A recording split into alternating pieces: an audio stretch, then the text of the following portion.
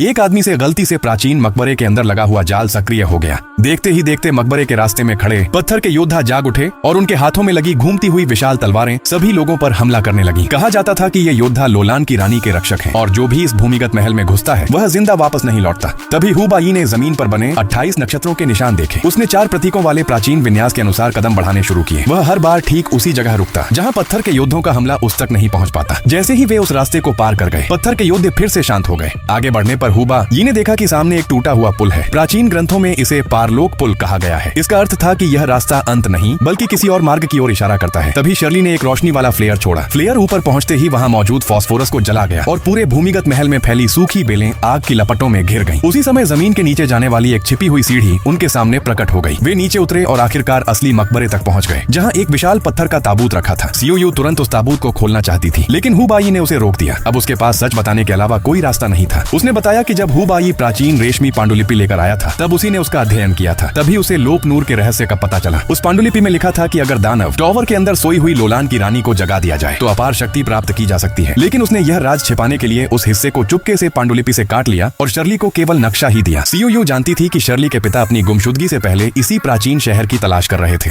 उसे पूरा यकीन था कि हुबाई शर्ली की मदद करने के लिए यहाँ जरूर आएगा, इसलिए उसने पूरी योजना पहले से तैयार कर रखी थी। यहाँ तक कि उन्हें रेगिस्तान में रास्ता दिखाने वाला गाइड भी उसी का पिता था।